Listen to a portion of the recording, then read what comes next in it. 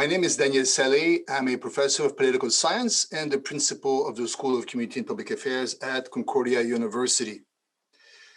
Concordia University is located on unceded indigenous lands. The Ganyangayaga Nation is recognized as the custodian of these lands and waters on which we gather today. Tiohtià:ke, or Montreal, is historically known as a gathering place for many First Nations. Today, it is home to a diverse population of indigenous and other peoples. We respect the continued connections with the past, present, and future in our ongoing relationships with indigenous and other peoples within the Montreal community. I wish you all a good day. I will pass on now to the chair of the panel, the webinar, Paula. Thank you. Hello, everybody.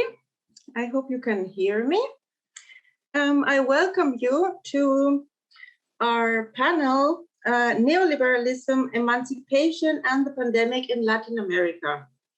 We will have 4 speakers today, which I will present. I just noticed that we have, if you have a question, please click on the Q&A. And we will collect our questions, and after the presentations, we can discuss as much as possible. So our first speaker is Jan Lust, is professor at the Faculty of Economics and Business Science at Universidad Ricardo Palma in Peru. He has a PhD in development studies from the Autonomous University Zacatecas of Mexico, and a master's degree in economics from the University of Amsterdam.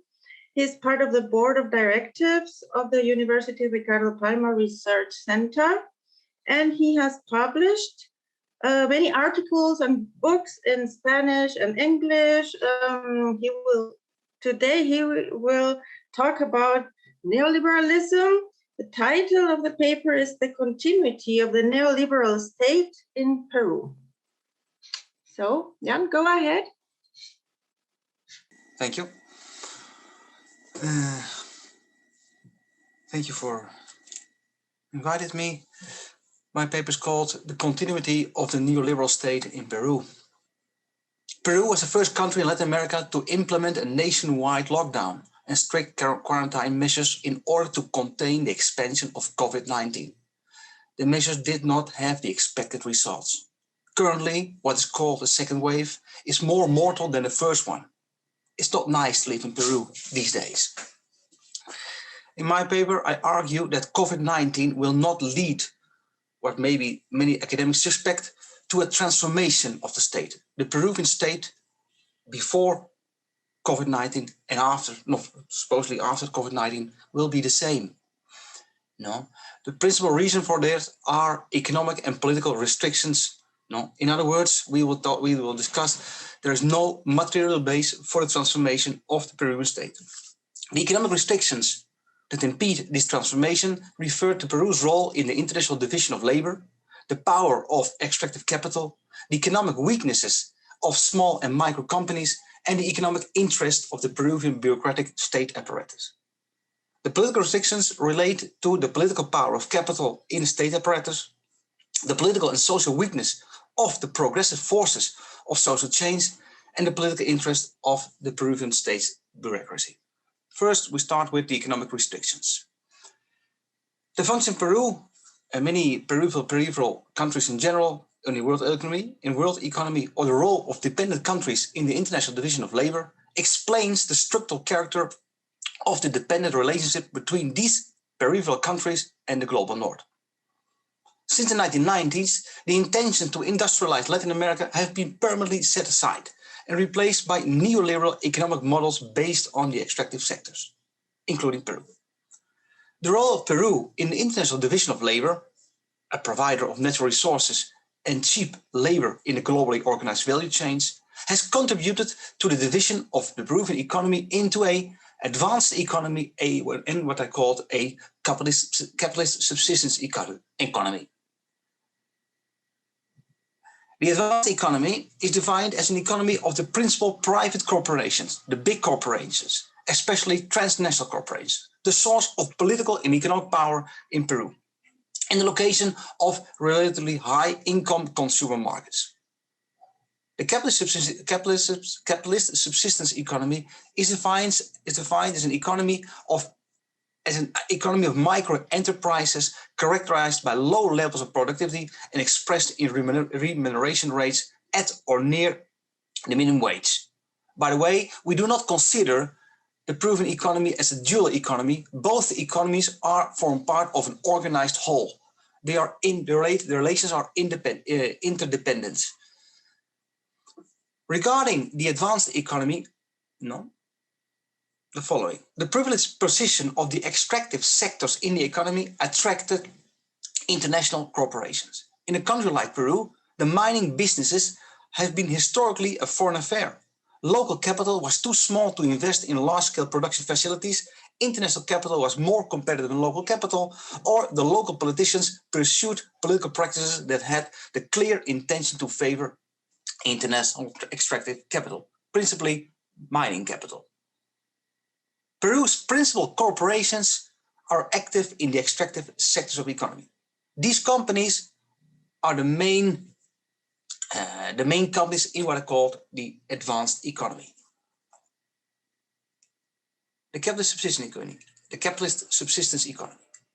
The absolute majority of the businesses, around 95%, fall within the category of small and micro companies.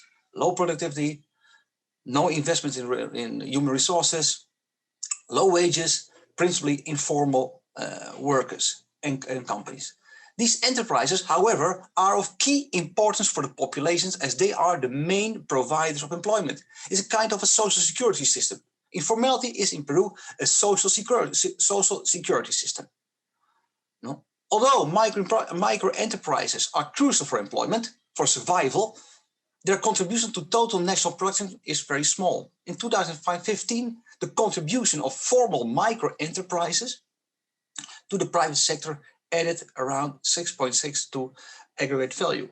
So the contribution is very small, not to talk about the exports, because the principal exports, of course, are mining business. However, the institutionalized super exploitation, the fact is that no labor stability, minimum wages or wages below minimum wages level, including, permits the lesser productive Peruvian businesses, micro companies, to maintain certain margins. Super exploitation is the source of profit of micro enterprises. So we have an economy, we have the International Division of Labor, we have that will be expressed in Peru in an economy or an advanced economy and a micro economy or a capitalist subsistence economy. Both economies are interrelated. So we're not talking about a dual economy. By the way, we also have to say that in order to operate the Peruvian economy, we only need in Peru around 30% of the economic active population. 70% have a very small contribution to the Peruvian economy. The consequences of this economy, of this dependent economy, of this economy expressed in a kind of a dual economy are the following. The prominence of small and micro business in the Peruvian economy explains the reduced size of the country's internal market. The big companies, the international companies, the principal companies on which the Peruvian state is based, are not interested in the development of the internal market. Their market is the external markets. Peruvian growth is conditioned by the development of the world economy. International boom and bust cycles determine the evolution of the internal market and the economy as a whole.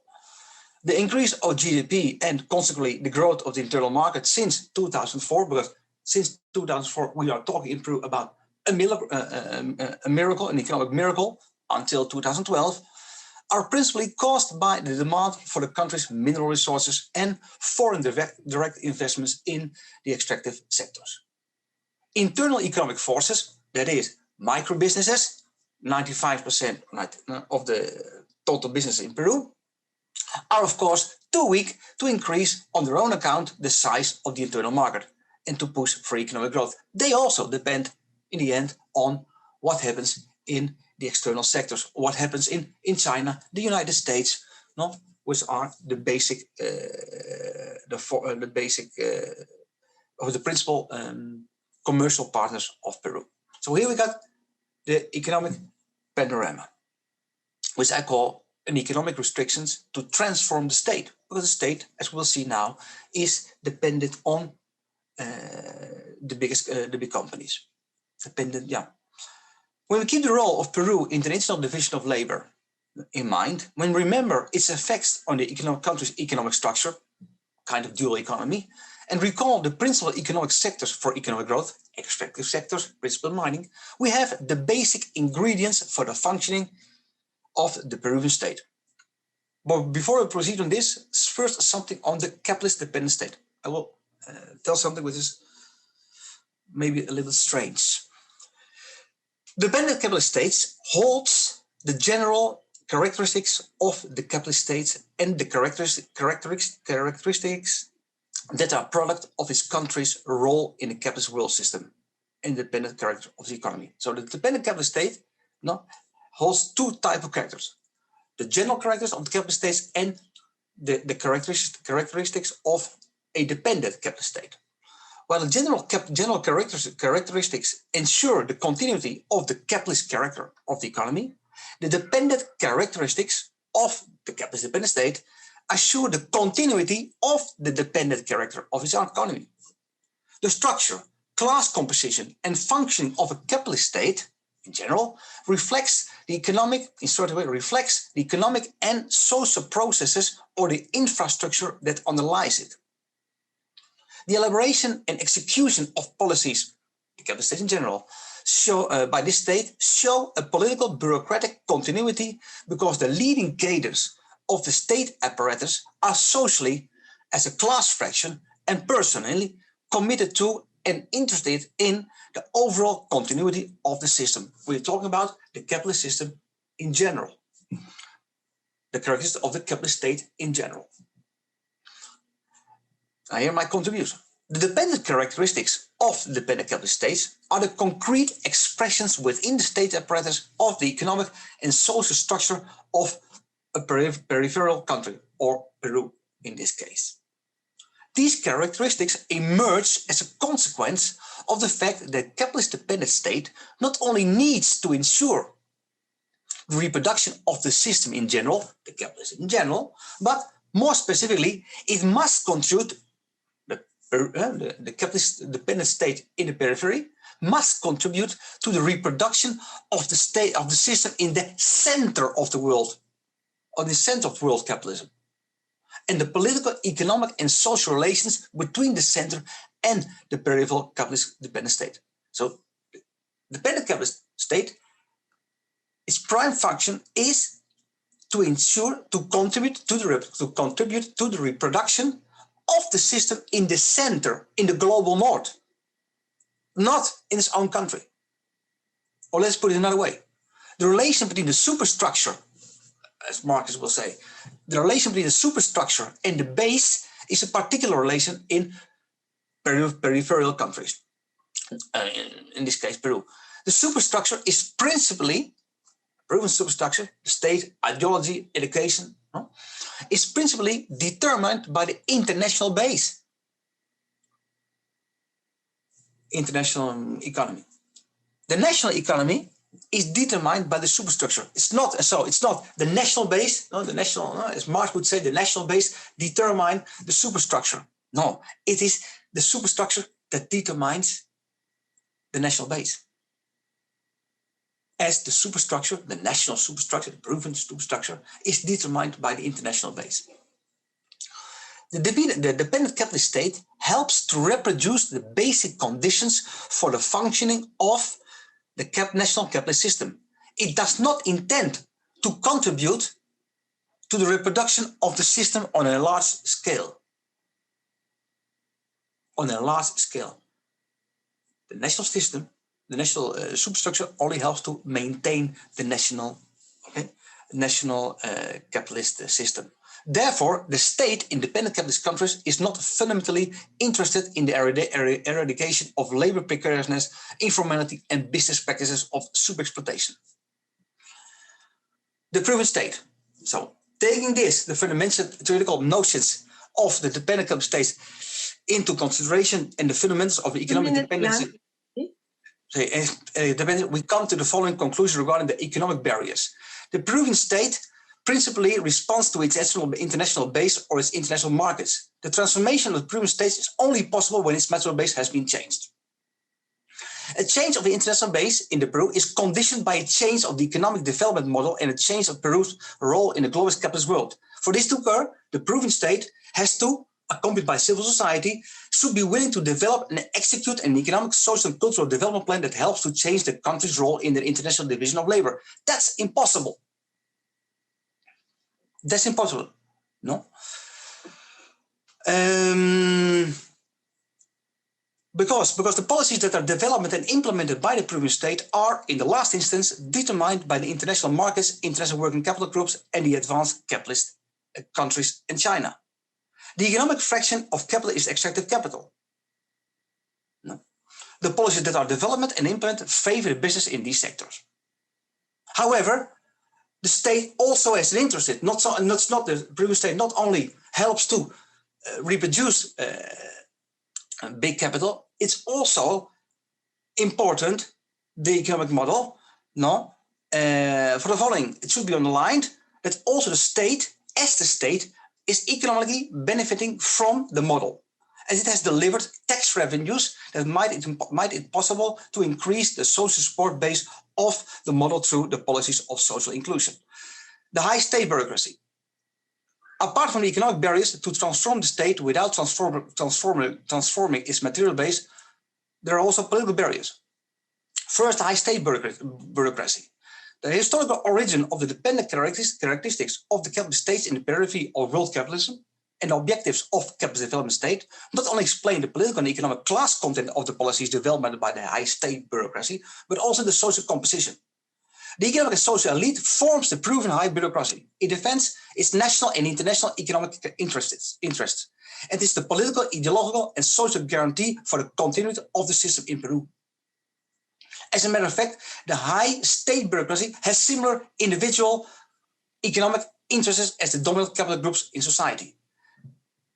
Finally, the second element, the last issue, 2 minutes, 1 minute, the last element, which the political restrictions. So we have the economic restrictions, we have the relation between the high bureaucracy and the economy and their personal interests and their economic class interests. We have also something like resolving doors, the capture of the state by state capital. The state in itself has an interest in the continuity of the model, and so in the continuity of the dual economy. And furthermore, the last element, and that's is today very important in Peru, the weaknesses of the progressive forces. Here we go. A change of the role of the Peruvian state in society would mean a break. 30 seconds? 30 seconds? Yeah. Okay. A change of the role of the Peruvian state in society would mean a break with the economic model that's in place since the 1990s. It also implies that the country's constitution has to change. For this to occur, the political and social power of Peru's progressive forces have to increase significantly. Today, there is no force. There is no political and social force. There's an electoral force. Trade unions have almost disappeared. There is no political, economic, and social basis of the left within urban areas or within rural areas. There's only electoral force that can change, that can have. There's only electoral force, but it's not.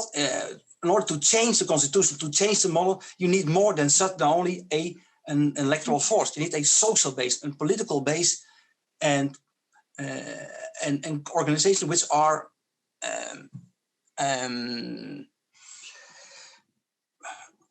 present in the popular districts, which nowadays is not the case. Okay. Unfortunately, I had to hurry the last part. I'm very sorry. Maybe with some questions. Yes, maybe we can talk about that later. Yes. Thank you very much, Jan, was really interesting presentation about the state in Peru, the neoliberal state. Thank you very much. I will introduce now the second and third speaker because both come from the General Sarmiento National University in Buenos Aires, Argentina. First speaker is Anabella Zamora, and the second speaker is Ruth Muñoz. Both are in the Instituto Conurbano, no? Yes. They are working together with José Luis Coraggio, yes, a very friend of the Polanyi family, yes.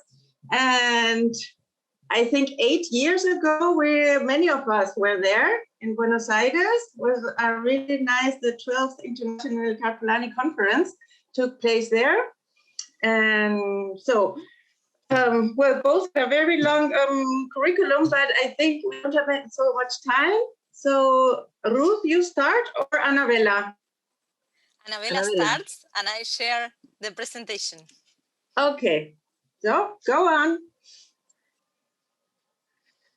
Good morning, everyone. I am Anabella Zamora. We are in Buenos Aires, and we are very happy to be here at the 15th conference of the Polanyi Institute.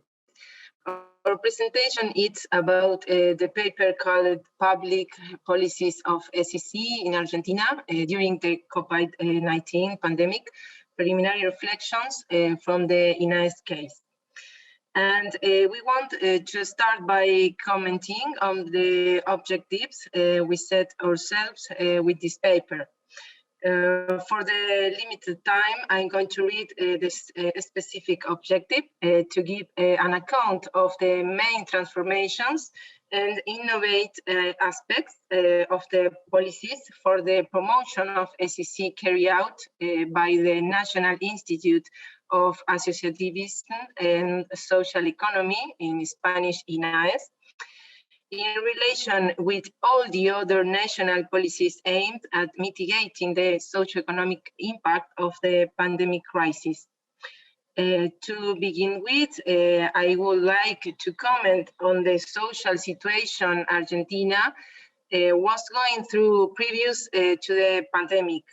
By 2018, 45.5% of the economically active population was excluded from the so-called structured economy for not receiving labor income or for receiving an income that does not allow them social reproduction.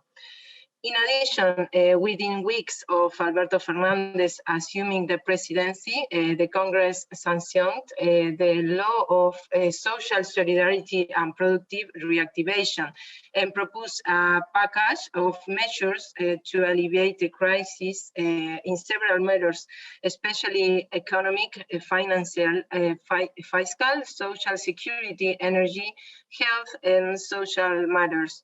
That means the sector, it had already been enduring unfavorable historical conditions, which were aggravated in the last 4 years with the presidency of Mauricio Macri. In this context of crisis, is a deed that of COVID-19 and this framework is produced the necessity and urgency decree by President Fernandez, which extends the aforementioned law, this time in terms of health emergency. The decree proposed a series of measures to prevent its spread, among them the so-called preventive and obligatory social isolation and the suspension of most face-to-face activities in public spaces and public and private institutions, budget adjustments, and the launching of a package of measures to mitigate the impact of the crisis that represents the 5% GDP. Another point is the situation of the social and solidarity economy entities. We know that this is an overview that limits the file of the SEC to the basic information available in INAE's registry of entities about cooperatives and mutuals. In Argentina, there is 11,456 cooperatives. The most of them are worker cooperatives. This is an associative cooperative form considered a self-management firm in which the associated workers are not employees under a dependency relationship. The number of mutuals is smaller, and their main characteristic is the multiplicity of services that the cooperatives and mutuals nucleate 300,000 workers, more than 60% of whom are workers associated are workers cooperatives and therefore have poor access to the social security. In the next point, we will tell you about the policies to mitigate COVID-19 crisis and their relations with SSC. We consider four main policies according to the literature and some existing analysis. The number one is the Labor and Production Assistance Program. It was the main policy for conventional enterprise. A lot of cooperatives and mutuals had little access to it. This program had two components for enterprise, a subsidy as a complementary way, and a deferral or reduction in the payment of employer contributions for pensions or health coverage. 95% of the total number existing cooperatives and mutuals versus 55% of the universe of companies existing in Argentina. The second policy is the emergency family income. It was the main policy of assistance to worker cooperatives during the pandemic. It consisted of an exceptional subsidy, about $155 grant in the 3 extended payments, and it was aimed at informal or low income sector. This policy reached 9 million people. The third policy is the self-managed labor program, the line one of individual economic assistance. It was an update of the most assistance-oriented line of the program originally. In the context of COVID-19, it was updated for 2 months with an amount that did not reach the emergency family income. After negotiations between the confederations and of cooperatives and the national government, it was extended for 4 more months, and its amount was increased. The number 4 policy, it's loan for worker cooperatives after the launch of several public credit lines offered during the pandemic. The result was an execution of just 6.7% of the fund in loans to 66 cooperatives after 6 months of implementation. Now, Ruth continues.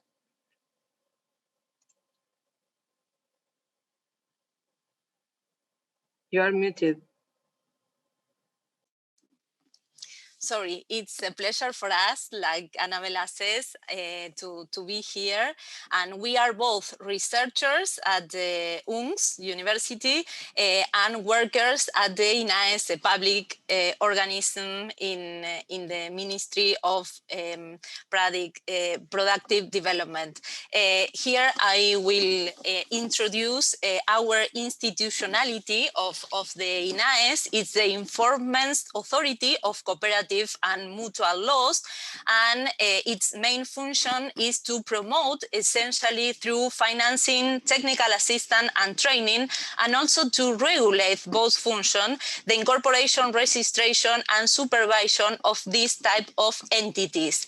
But since the end of December of 2019, Mario Cafiero, this person we have here, and Marci Mendel told us this is the kind of tribute to him, because since he was president up until September of 2020, he passed away, unfortunately, not from COVID, but from cancer.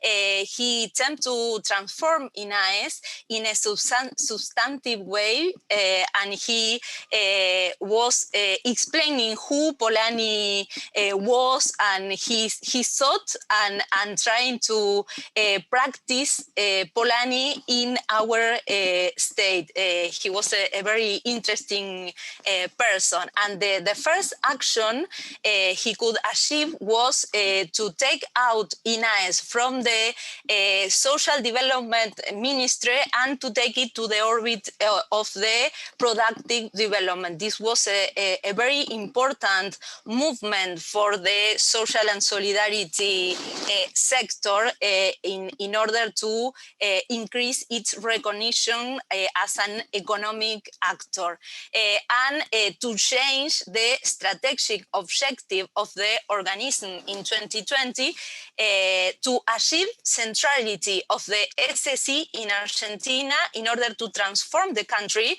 through the economy towards greater social justice. The first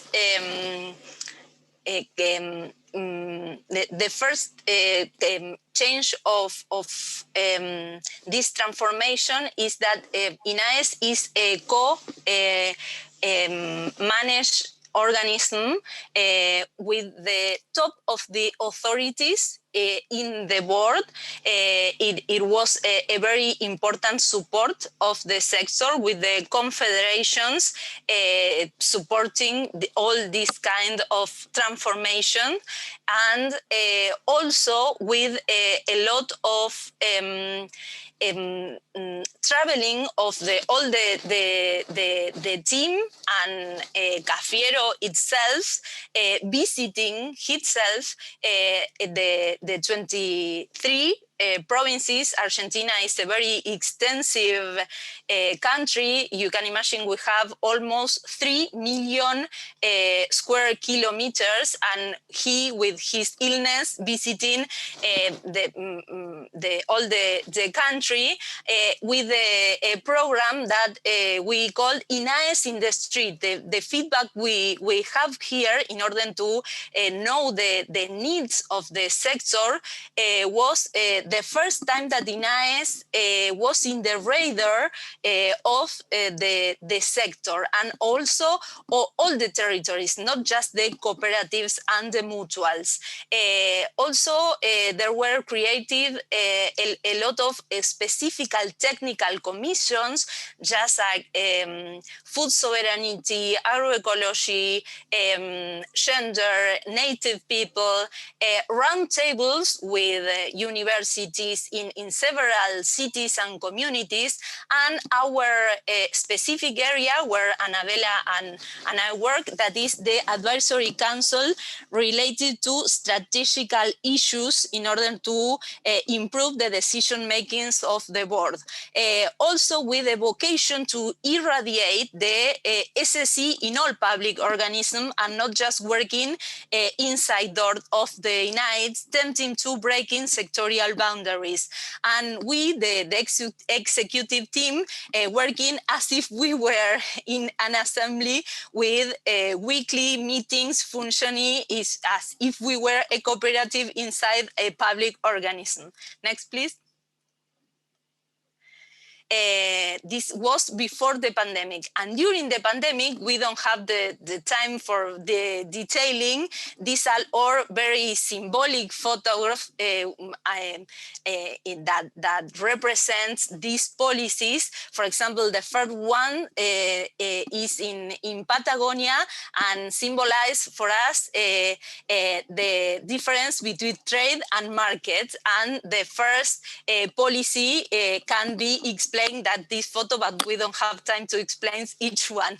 The cooperative and mutual fund destined, legally destined for education and training, were authorized for donation to alleviate needs caused by the pandemic crisis.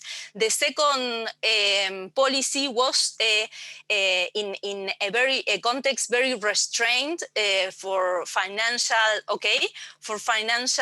intermediation, was productive loans co-constructively with the sector.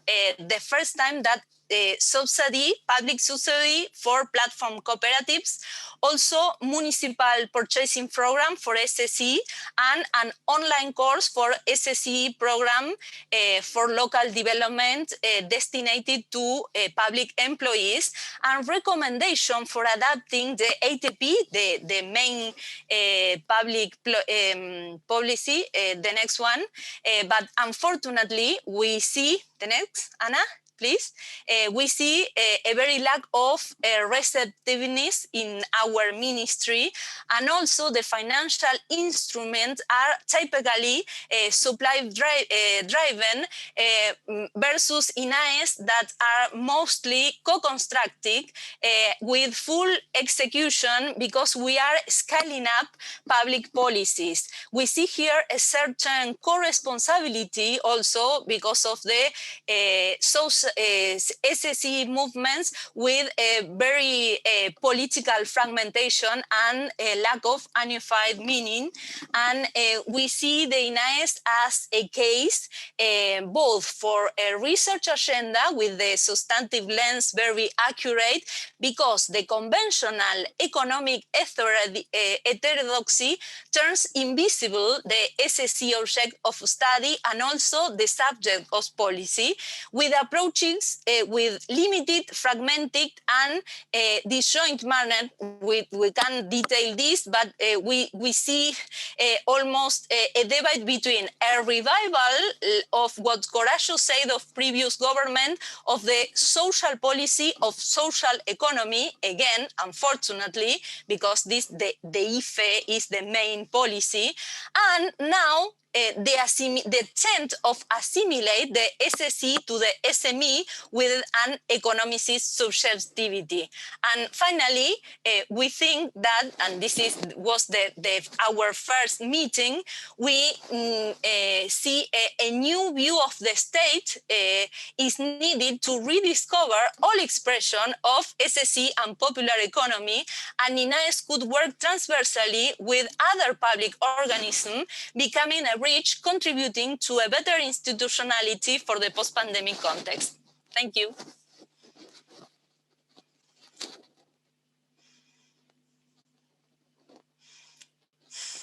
Thank you very much. It was perfect. Thank you very much. Really interesting both. So we have here also questions for you, but we are continuing now with the presentations, and then afterwards I will be collecting all questions. Okay, thank you, Ruth, and thank you, Anabella. So the fourth speaker is Ivette Carrascal, and she's assistant professor in the Institute of Humanities and Letters of the University of International Integration of Afro-Brazilian Lusofonia. And her paper is also about alternative forms of organization of production and consumption. The title, Critical Consumption and Political Emancipations, Approximation to the Trajectories of the Community Supported Agriculture in Brazil. Ivette, are you there?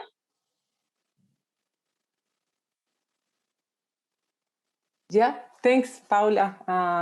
I'm here. Are you listening to me? Yes, we are listening. Thanks for the presentation. I hope that you are seeing my screen now. Yes, we can see thanks. it. Very good. Thank you. Okay, thank you.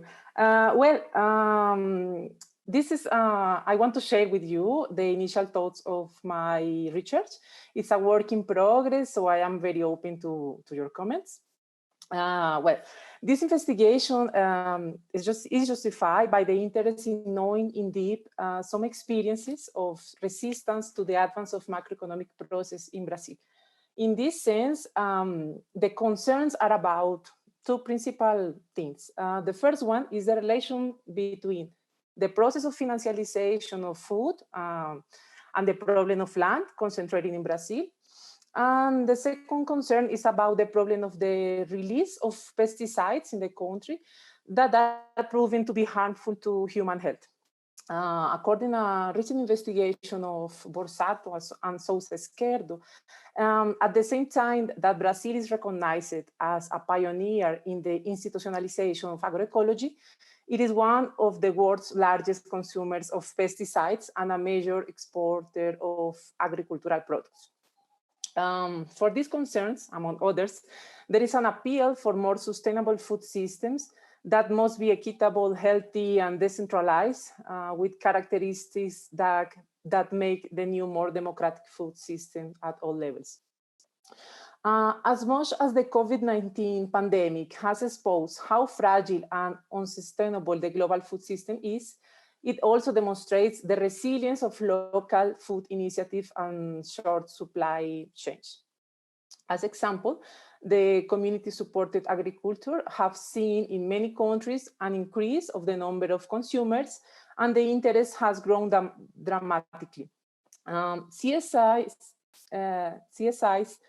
are an alternative food movement and are considered a bottom-up response to the problems of the dominant food systems, but they need to overcome barriers that prevent them from replicating, participating in policies and decision-making at the macro level and scaling up.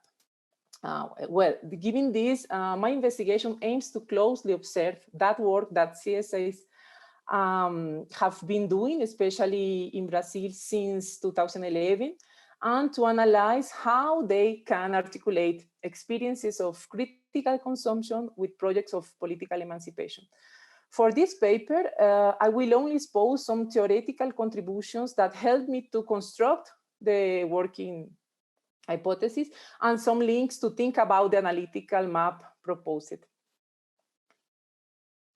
The consolidation of the neoliberal model in the 90s brought a series of structural transformations that changed the physiognomy of agriculture in Latin America. These transformations are Rubio, in her book of 2008, she resumed in 5. The first big transformation is the increased participation of the agricultural sector in the economy, which contrasts with its ability to generate livelihoods for the rural population. The second transformation is the change in the dominant capital that drives the economic transformation of the sector, and also the transformation of the agricultural productive structure. But we saw new forms of reproduction and resistance of farmers to neoliberalism. That is the last transformation.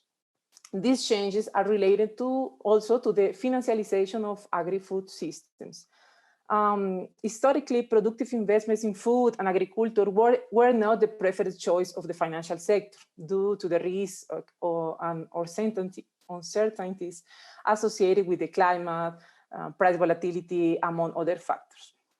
But after the 2008 food crisis, there is a better understanding of how speculative financial investment can exacerbate food price volatility. But there is still much to understand about how financialization has changed the dynamics of influence within the global food systems and its impact. I'm going to focus on one big impact of the financialization. That is, this brings greater distance between producers and consumers, not only geographic distances, and this gives less and less agency power to both the one of the other, according Professor Clapp in 2012. Well, in Brazil, economic subordination to the agricultural products market is based on the expansion of monoculture, a model of land concentration based on the intensive use of pesticides, fertilizers, causing environmental pollution and human exposure. The Brazilian economy is based on the production of mineral products such as oil, agricultural products, mainly soybeans, sugarcane, coffee, corn, and cotton. In recent years, the monoculture model has intensified, further increasing the consumption of pesticides in the country, which occurs as a result of the environmental, economic, ethical, political, and social crises affecting Brazil. Well, today's crisis is multidimensional, and according to Freie, its severe character of this crisis is due to the convergence of three dimensions. An ecological dimension that is reflected in the reduction of non-renewable land resources and the progressive destruction of the biosphere. A second dimension that is the financialization of this crisis. And a third dimension of the crisis is the social one, that is reflected in the exhaustion of the human capacities available to create and maintain human bonds. When perceiving these three dimensions of the crisis, the relationship between them and their nature could reveal possibilities for an emancipatory resolutions. And Polanyi's thinking would provide a promising starting point. In Freie's interpretation for Polanyi, society cannot be a commodity, and the sphere of commodity production and exchange relations is only possible against a background of non-commoditized relations. Polanyi also helps in understanding the forms of integration of the economy: reciprocity, redistribution, and exchange. These forms of integration designate the institutionalized movements through which elements of economic process, such as material resources, labor, transportation, and distribution of goods are connected.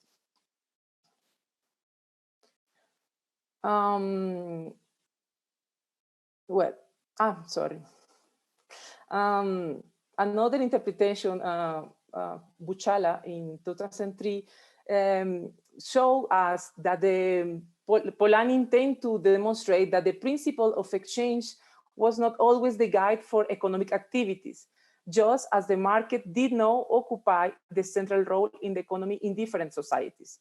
Thus, the economy can be organized through incentives relating to kinship, politics, religion, and not just out of fear of hunger or simple profit. This interpretation helps to think about what alternatives, forms of organization of production and consumption will be a space where these forms of integration are attuned. Alternative agri-food networks, AFNs, are examples of these spaces, and examples of AFNs are box schemes, farmers markets, solidarity purchasing groups, food cooperatives, and community supported agriculture, among others. Well, AFNs is used as a broader term and characterized as networks of short distance between producers, consumers, committed to sustainability and some level of food purchase location, but also have farming methods that contrast with large scales used in agribusiness. In this investigation, I'm interested in a form of AFN, the community supported agriculture. According to Henderson and Van An in a study of 2007, they point out that CSAs are a possibility for small producers to face the risk of an increasingly competitive market. There is also a sharing of risk and benefits between consumers and producers. And CSAs represent a possible alternative to the corporate diet and agricultural concentration because it encompasses broad environmental, economic, health, and social justice initiatives and attempt to provide farmers with better livelihoods and opportunities. Land and capital are also accessible and have the security of a reliable and adequate income. in addition to risk management strategies and educational opportunities for next generation of farmers. In CSA's, consumers or co-farmers, that is the right term, buy products directly from the producer group, but pay in advance. The producers produce according to the combined quantities, products without pesticides, mostly agroecological, and also brings a variety of products weekly. Community support agriculture are also an example of critical consumption too, because the organization is buying regularly from the same producers is a political act, and it promotes the overflow of the notion of politics in the field of collective participation. The direct relationship between the producers and consumers let the consumers learning about sazonality, food properties, varieties, and aesthetic of food and its production method. Critical consumption in Brazil also means today all those practices will involve building resistances through fairs, markets, baskets, exchange spaces. It will also have an impact on public policies to promote and encourage food security and sovereignty practice, and to defend the rights of indigenous and environmental leaders.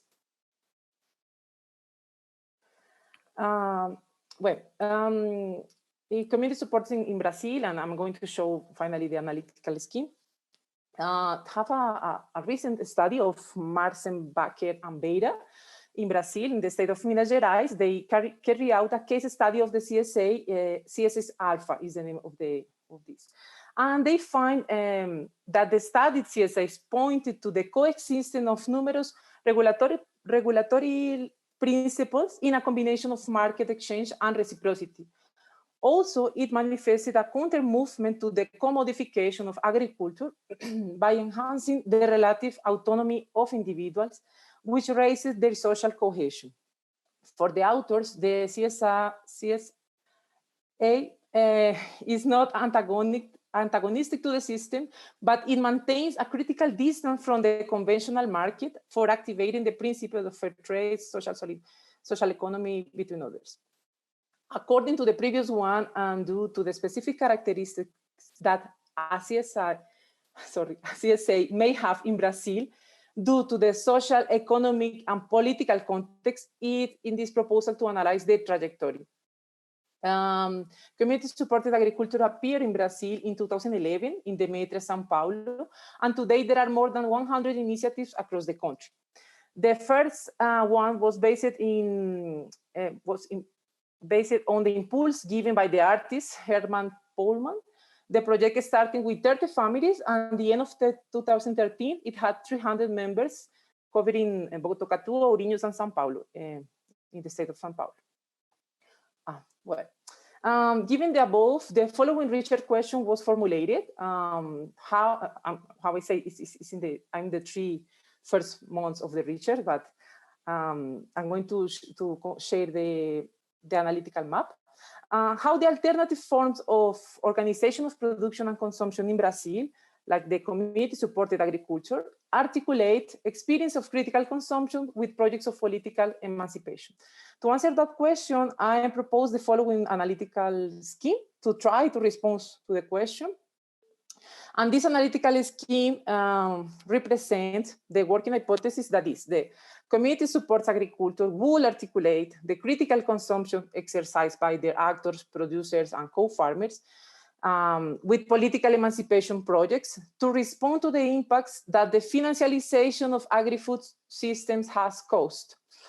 Through the forms of integration of the economy, redistribution, reciprocity, and exchange, this articulation is strengthened and contributes to reducing the distance, not only geographic, but also of information about who produces and who participates on the other side. This articulation can be affected if the groups don't make commitments to share the risk. To answer the research question, I'm doing the bibliographic part review in these months, but in May, I'm going to start the data collection with a deep interview participation in the CSI groups, participant observation, and I'm going to do 3 case studies, one in Demetria, the first experience, and another in Brasilia and in Salvador. They are different regions. And that's it. Well, these are my initial ideas, and thanks a lot for having me. Yes. Thank you very much, Ivette, for your presentation. So I think we have some questions. Okay. The first question is for Jan. Do you hear me? Yes. Okay.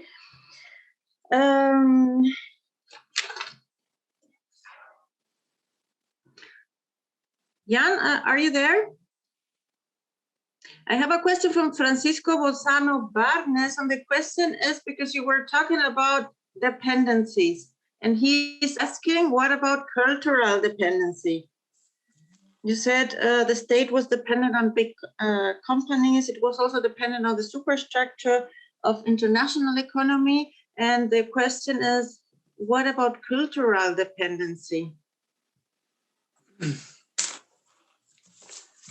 Well, what about cultural dependency? Okay, that's not my topic, but in any case, Peruvian society is a society with United States values in the end. First of all, regarding when we look at the curriculum of the different programs, they're all pointed towards an understanding of economically and administrative programs regarding free trade agreements, international relations, corporations. That's the logic of education, general education in Peru. The idea of competitiveness, the idea of market, the importance of market developments, the idea of productivity.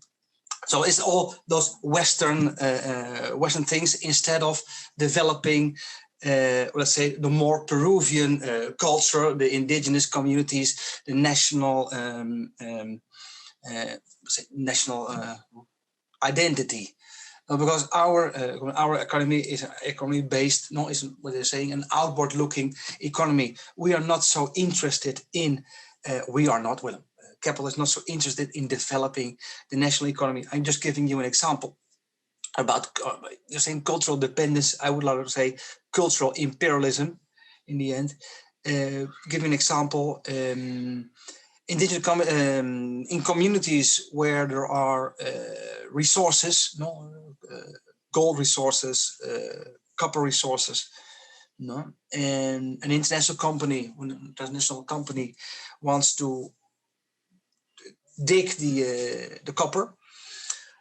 Of course, they have to talk with the communities. They will talk to the communities, and then maybe they get an agreement in which the communities deliver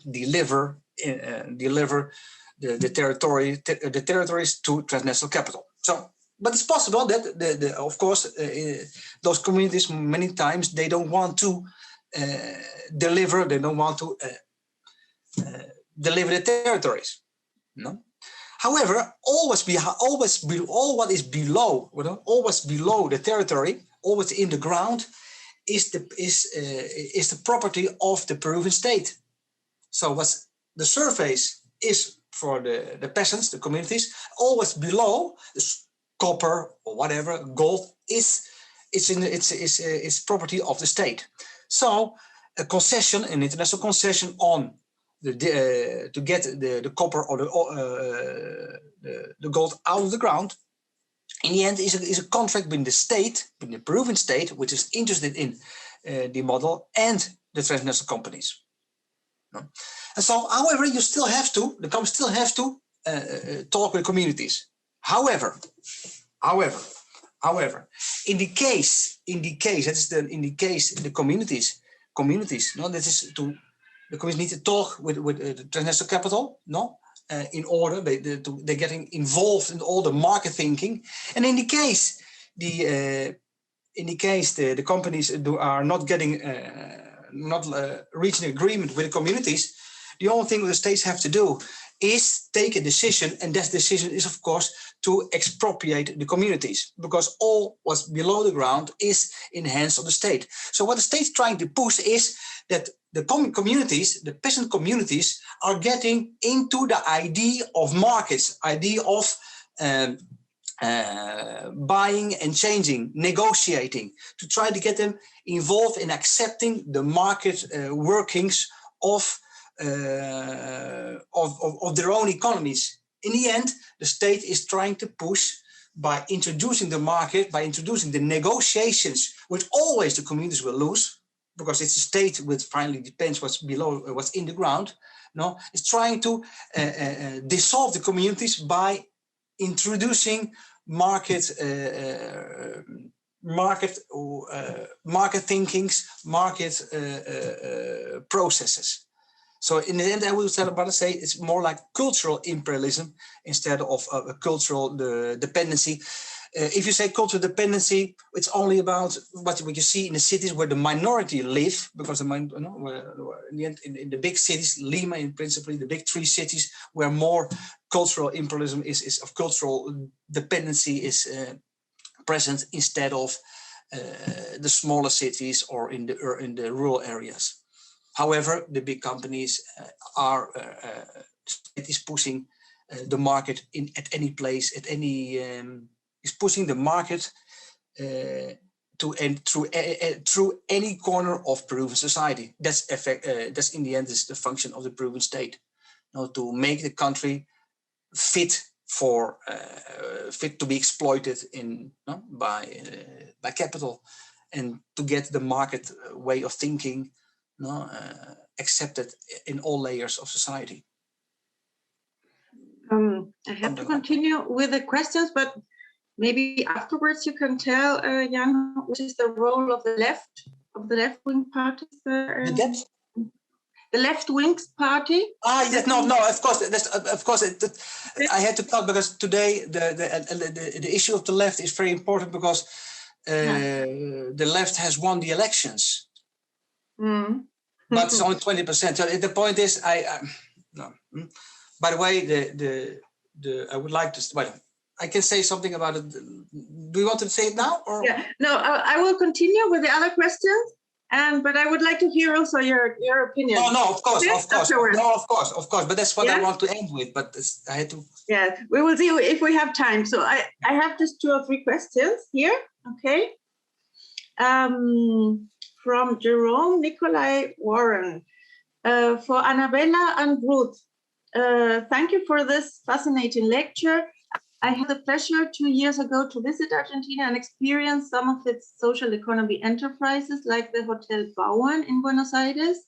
How do you think the empresas recuperadas por sus trabajadores fit within the Argentine universe of social economy?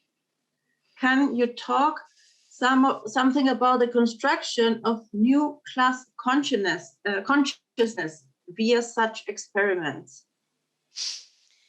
Okay, unfortunately, the Bauern was closed during 2020.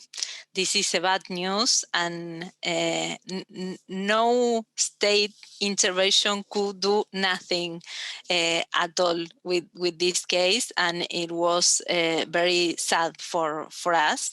And that speaks about our state, and also about we think with the Anabella about the INAES, about this government, and also about the Bauern, and in general about the recover farm movement, because when we in the presentation were talking about the fragmentation, we think we can talk about a new consciousness about these enterprises, because we are famous abroad with these firms, and they are obviously a kind of organization in the social and solidarity movement, but they are not the more innovative or not the most solidarity. We have some cases that they can consider, they can be considered in this, but it's not a generalization that we can say about these firms. They have a lot of vulnerabilities, and they are very fragmented. When we were, they don't have a law, they don't have a movement. They have more or less 10 expression of movement, confederation movements. So it's very hard to speak about the new conscience with 10 movements. They are, for us, it's a very hard work to do with this expression of the social and solidarity. And when Anabella was talking about the firms that didn't have access to the social protection during the pandemic, these firms were those with specially kept out with the protection. And that is a problem, that we, the state, don't have interlocutors that are recognized, and we have a lot of work there. Sorry about my English. No, we understood everything. Don't worry. Anabella wants to say something, or can I go to the next question? I don't speak English very well. I leave my partner. Okay. Okay, Anabella. Thank you. We can continue afterwards, because I think it's really important. It's really important, the role of the state in supporting or not supporting.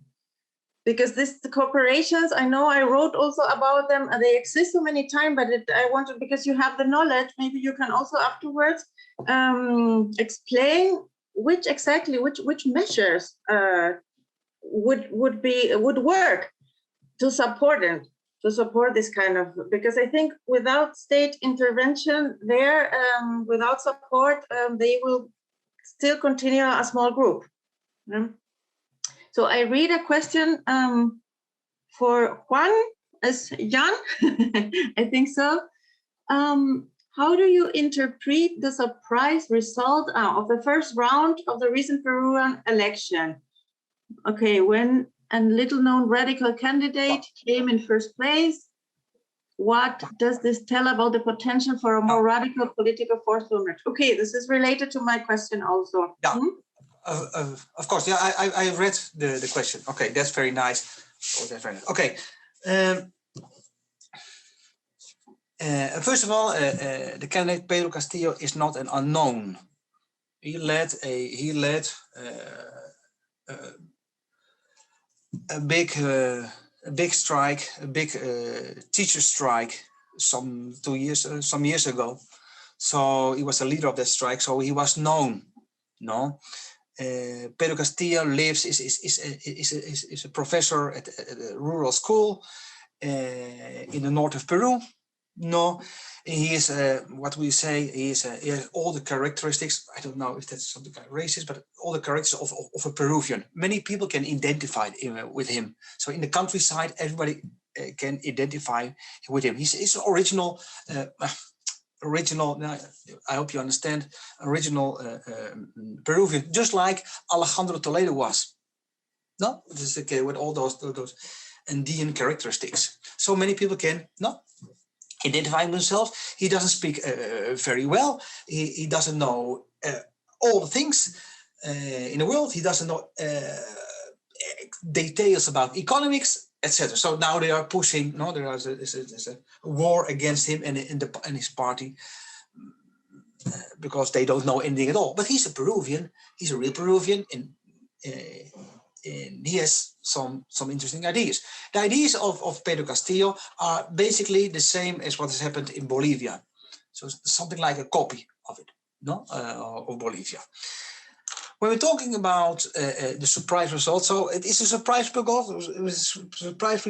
result because everyone was looking for the other candidate. The other candidate was Veronica Mendoza. It's urban, it's more white, it's more reformist, regulating instead of a radical change of the model.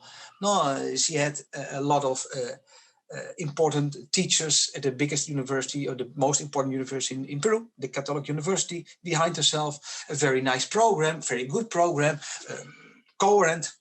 Pedro Castillo maybe doesn't have that. When we're talking about the 20% or 18% what Castillo has received, don't forget about 30% or 40% didn't vote or blanked their vote. So you got 20%, some 21%. But Humala, the candidate for some years ago, at first at the start had some kind of the same program. So his electoral base of Humala was the inside the country, just like Pedro Castillo. And the last election when in 2016, the left candidate, in this case the Veronica Mendoza, the more white left wing, which now came behind Pedro Castillo, was the third candidate. Was the third after election was the third in line. PPK. Then you had the neoliberal candidate. Then you had the second candidate was Keiko Fujimori always, and third were the left. And she also had at that time there was no Pedro Castillo. The main forces she received, main supports received from the countryside. Now she didn't receive that. Now the main vote went to Pedro Castillo. So the left has always together since Humala received about 20-25%, 23-24% of the vote. This is a hard vote, they say, but it's always divided. It's always divided between 3 or 4 forces. So now it's around 25%. He became first in place because he only has 20% or 20%. So there's nothing. So officially you would say 20% of 70%, 20% of 70% who has voted or didn't blank their vote is not so much. Keiko Fujimori, the second one, has 13%. So this is inedited. This is something which never happened. All the votes, all the results are fragmented. However, he came first. What does it tell about the potential for more radical political force to emerge? We have to say that Peru Libre existed for a while. The chief, I don't say he is a chief. He's a boss, caudillo of the party. Has been a governor of one of the biggest a big department in Peru, in Huancayo. However, he's accused of, here we go, corruption. So that's another way. You have also to understand that some years ago in Cajamarca in the north, the left also had for 6 or 8 years, they had a big department. They ruled the department. However, due to corruption issues, that candidate was not allowed to participate. He is in jail now. So inside the country, the left always had something of 20-25% since Humala, since 2010. And why? A radical political force to emerge? As I say, the party existed for a while. By the way, it has been intended that Veronica Mendoza, the white left wing, and her party, her organization, her platform of 6-7 parties. The first idea was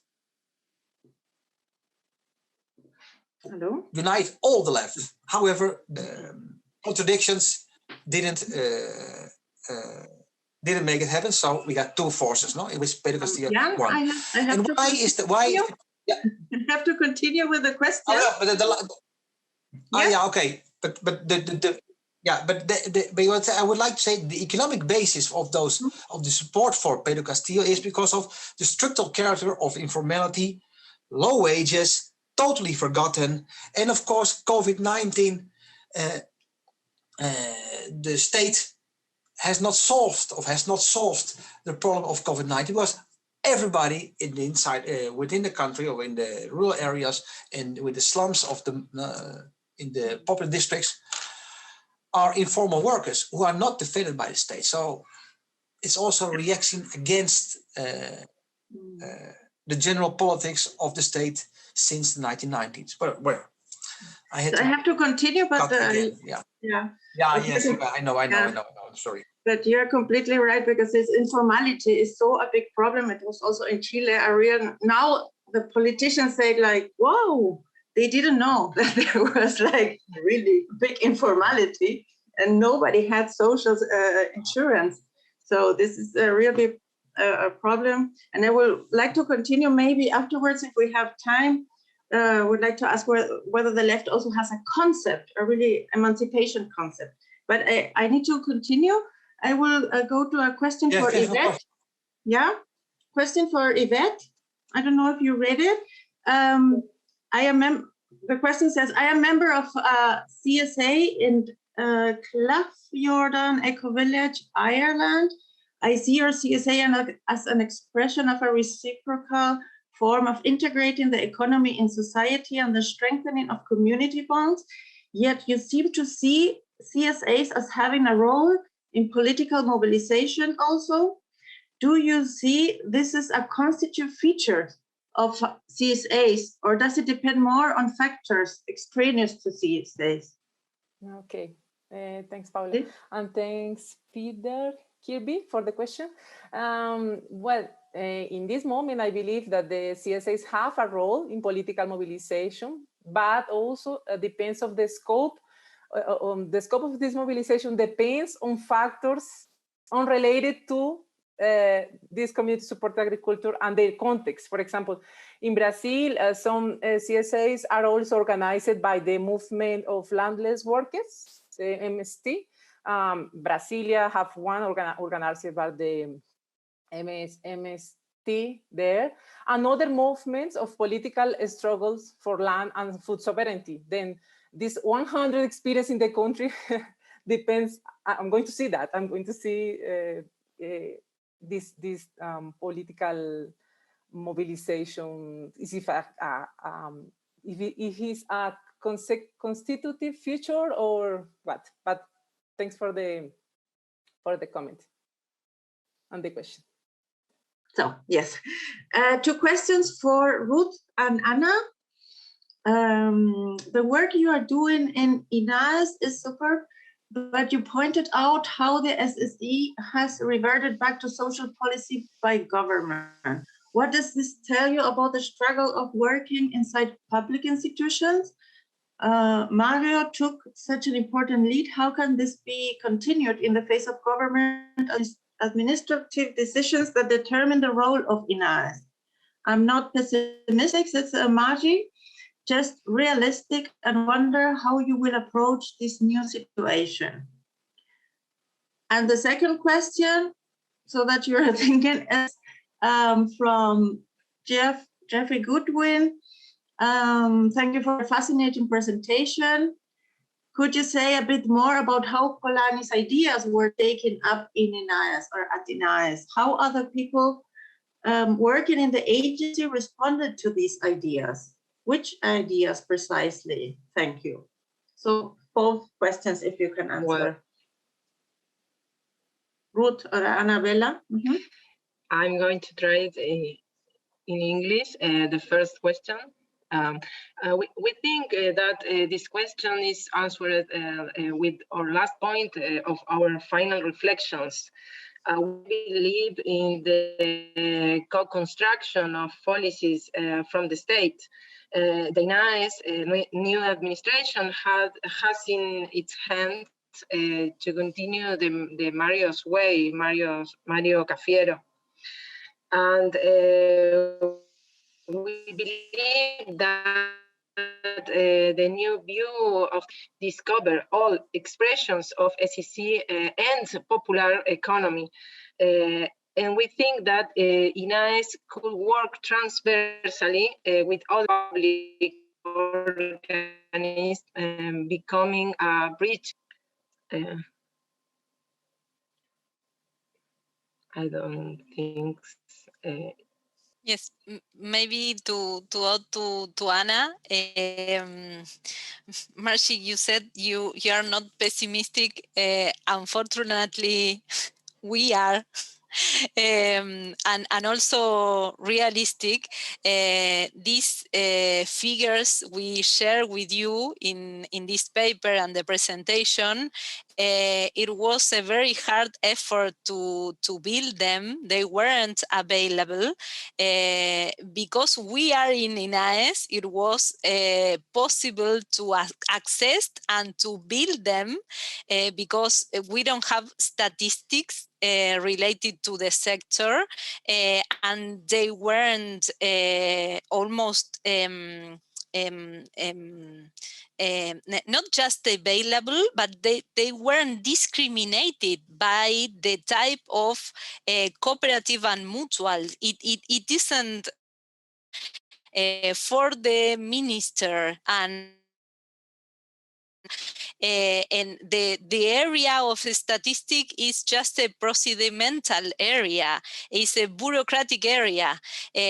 So we in Argentina and also in our organism love just speeches. We don't have objective indicators. It's very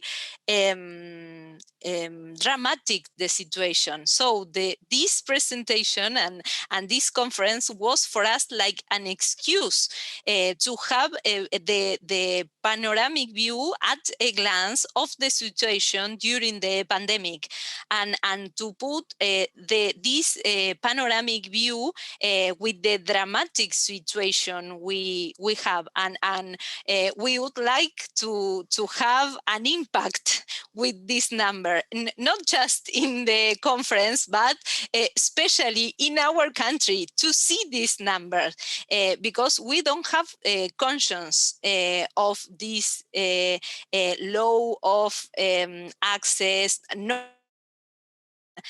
and the law of execution of the credit loans, etc. So it's a very dramatic situation, and we would like this co-contraction to continue, but there were just 9 months, and the new authorities doesn't belong to the SSC, and almost they doesn't believe on the SSC movements. They belongs to the popular economy movements, and the dialogue between the popular economy with the SSC organization, the more commercial cooperatives and mutuals is very difficult to start, I think. So we try to collaborate, but it's a hard work. And to summarize what ideas of Polanyi, I would say just two of them. In a minute, yes. Just two ideas. 2 minutes. Okay, in 2 minutes, thank you. It was very revolutionary for the Argentine state, for an organism like INAES. Mario Cafiero reading all the employees the Great Transformation. So just two ideas: all the principles, the social principles, and this to distinguish the reciprocity at the same level, reciprocity with the state, the redistributions, and with the market, and this distinguish between market and trade, and not just market, and the control of prices, for example, the social possibility of control of prices in a country like Argentina with the inflation we have, and that was revolutionary, and we have some cities, like the photo we have in Patagonia, for example, that in the middle of the pandemic crisis, some of the needs were resolved like in trade and not in market condition, and we were in ecstasy, not just happy. And Mario in a meeting said to us, is this, would be Polanyi happy with us making this? And well, I cry in that meeting. And I am not going to cry here. Oh, that's great. Really, thank you very much for all. This was so a great session. I think we have answered more or less everything. And of course, we could discuss another 3 hours. Unfortunately, we are only digital and virtually in the normal conferences. Yeah, it's funny because we can talk quite a lot more about these things. So is it this year, pandemic year. And I thank you very much to all, to the audience here and to the participants. And I hope we are receiving our papers. I have only 1 or 2. Thank you very much. Thank you. Bye. Thank you, Paula. Thank you. Paula. Thank you very much. Take care. Adiós, que les vaya bien. Gracias. Gracias. Chao. Un placer. Gracias. Suerte para ustedes. Chao. Gracias. Hermoso, gracias.